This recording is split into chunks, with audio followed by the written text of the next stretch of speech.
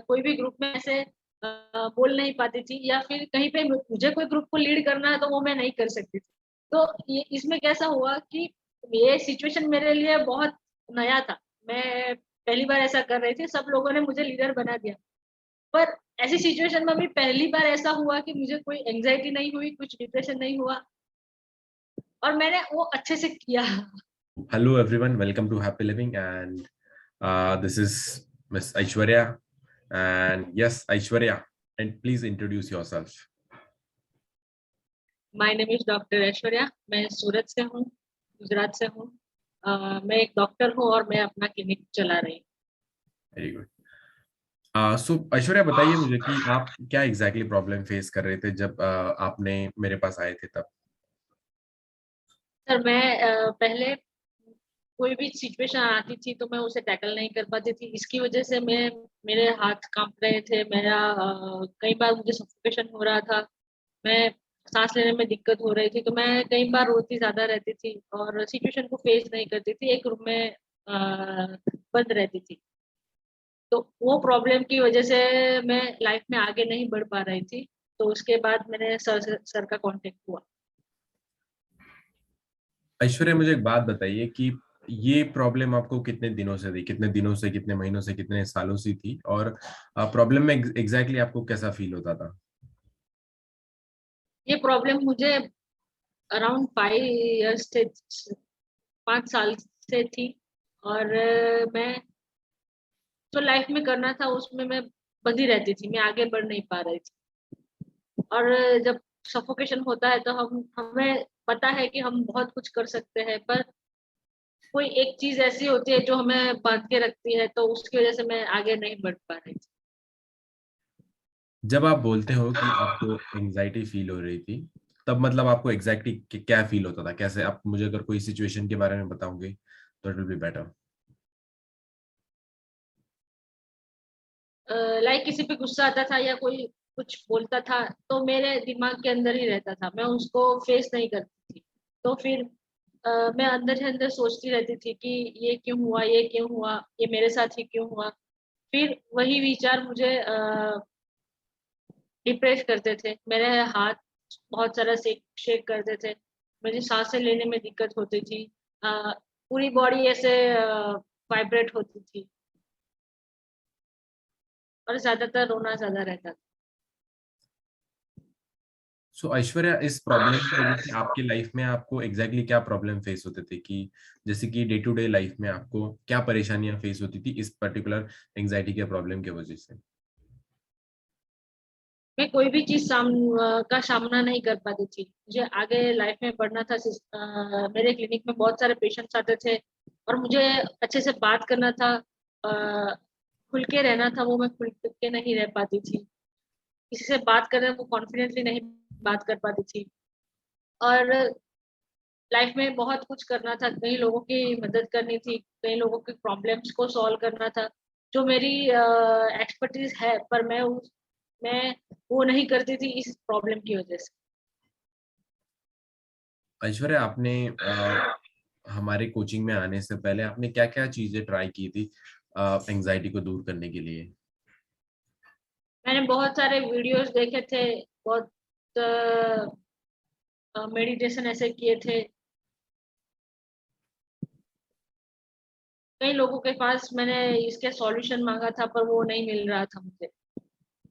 फिर एक बार सर का वर्कशॉप एक आया था, वो वर्कशॉप मैंने पूरा अटेंड किया था और वो एक दिन था कि मैंने मेरे क्लिनिक में पेशेंट्स थे, पर पेशेंट क्लिनिक बंद करके मैंने पूरा वर्कशॉप अटेंड किया था, क्योंकि वो वर्कशॉप में हम 2 ही जना थे और उस वर्कशॉप में मैंने पूरा अटेंड किया था। उसके बाद मुझे लगा कि नहीं, यही एक पर्सन है जो मुझे इस प्रॉब्लम में से बाहर निकाल सकते हैं।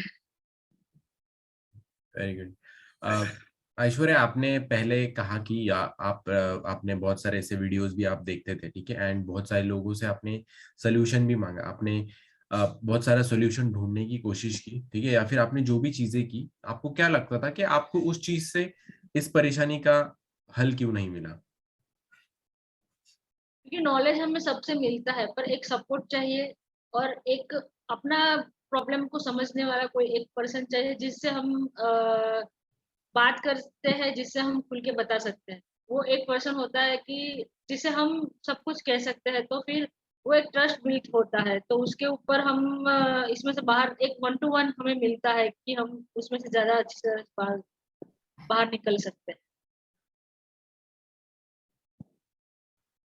सो ऐश्वर्या, मुझे याद है अभी भी कि आपने मुझे एक दिन कॉल किया था। तब मैं बैंगलोर में था, आपने मुझे कॉल किया था और आपने मुझे बोला था कि अ, आपने आपको इस प्रॉब्लम का सल्यूशन चाहिए and you are ready to do whatever it takes. तो ऐसा क्या चीज थी कि जिसकी वजह से आपने डिसीजन लिया? ऐसा क्या चीज थी जिसकी वजह से आपने आगे आके हमारी कोचिंग ज्वाइन करने का सोचा एंड इस प्रॉब्लम का हल निकालने का सोचा? ऐसी क्या एक चीज थी जो आपको लगी कि नहीं, कि यहाँ पे मुझे ये सोल्यूशन मिल सकता है?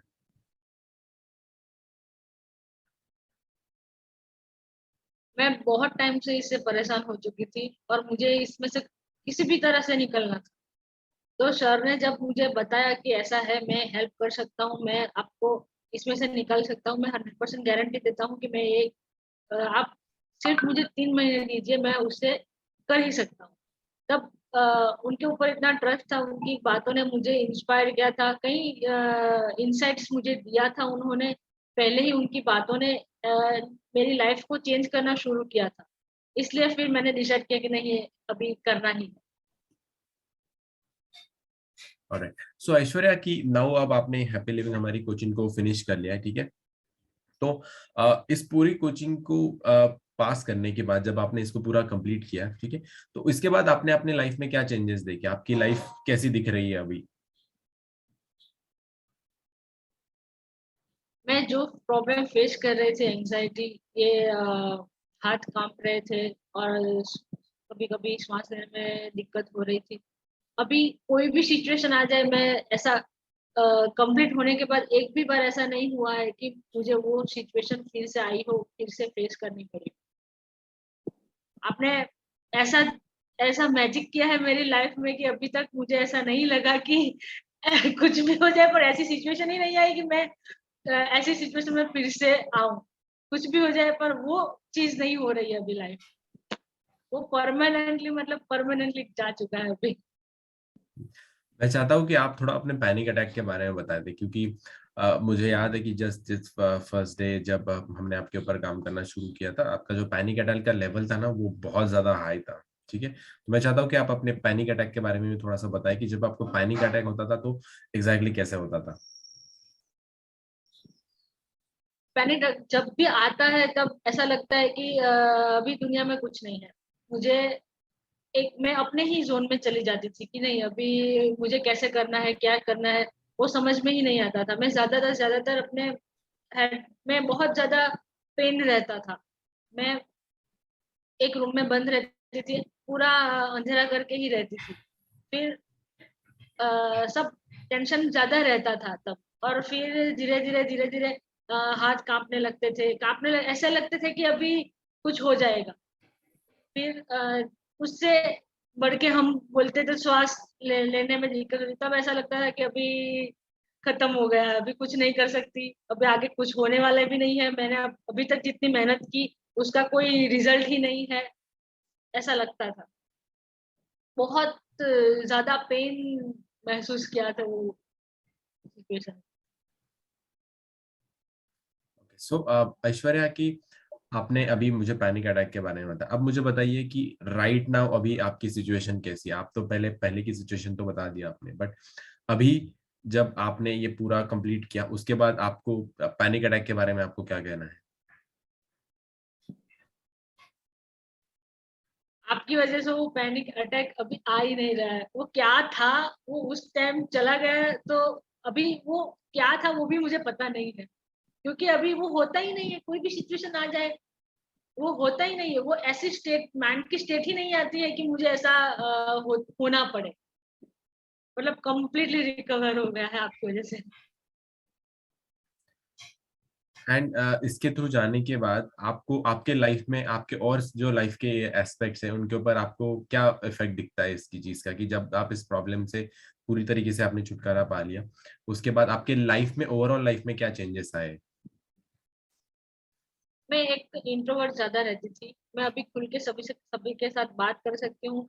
कोई भी पर्सन मेरे पास कोई प्रॉब्लम लेके आए तो मैं उसको वो मेरे पास से अच्छे से खुश होकर उनके फेस में स्माइल होती है, वो बहुत अमेजिंग एक्सपीरियंस है। और मैं लोगों की ज्यादा हेल्प कर पा रही हूँ। जब मैं ऐसी सिचुएशन में से निकली हूँ ना, तो लोग मुझसे ज्यादा कनेक्ट होते हैं और मेरी ओवरऑल लाइफ बहुत ज्यादा खुश हो गई है। मैं वो प्रॉब्लम ही नहीं रहा। तो कैसा हम एक जगह पे बंधे रहते हैं और आसमान में कुछ पर निकल आए तो हम कैसे उड़ते हैं, ऐसे ऐसा महसूस होता है। That's really amazing. ऐश्वर्या, जब आपने एनरोल करने की ठानी कि लाइक यस आपको हैप्पी लिविंग में एनरोल करना है, ठीक है, तो उसके पहले आपकी क्या एक्सपेक्टेशन थी कि जब आपने एनरोल करने का सोचा, आपका क्या एक्सपेक्टेशन थी एंड आपको एग्जैक्टली क्या मिला after enrolling into the programme?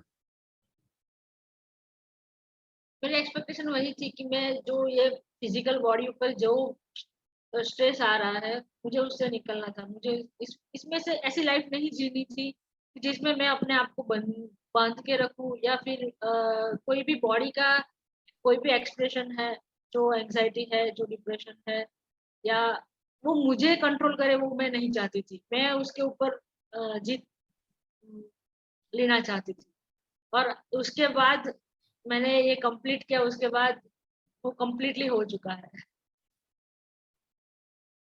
That's great.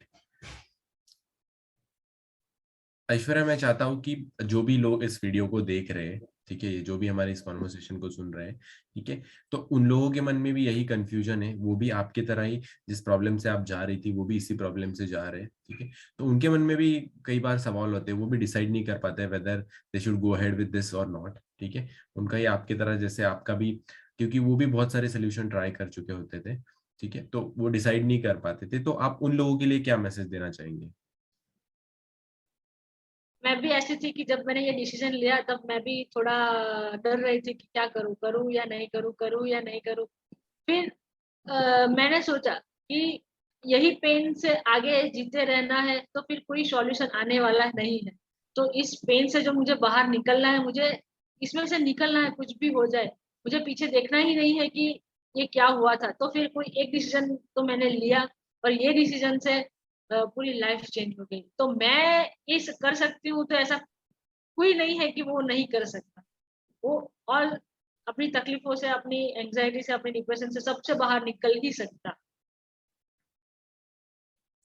तो आप क्या कहना चाहिए, आप लोगों के लिए क्या रिकमेंड करें कि वो भी अगर इस डिसीजन में फंसे हैं तो उनको क्या करना चाहिए? आपके साथ जुड़े, और आपने जो मेरी लाइफ में चेंज किया है ना, वो उनकी लाइफ में कुछ ना कुछ ऐसा चेंज करे कि उनकी लाइफ चेंज हो जाए और वो कोई नए मुकाम पे पहुंचे। That's really amazing. ऐश्वर्या, एक लास्ट सवाल की, आपको क्या लगता है कि आपने बहुत सारे लोगों से बात की, ठीक है, सोल्यूशन का ढूंढने की कोशिश की, ठीक है, तो उन लोगों के और जो आपने हमारे साथ काम किया, ठीक है, तो आपको क्या ऐसी चीज अलग लगी जो आप लोगों को रिकमेंड करेंगे, जिसके लिए आप रिकमेंड करेंगे लोगों को हमारे साथ जुड़ने के लिए? आप बहुत अच्छे इंसान हो। आपने मैं उनको वर्ड्स में नहीं बता सकती। पर आपके साथ कनेक्ट होते ऐसा फील होता है कि कुछ भी हो जाए हम कर सकते हैं। All right.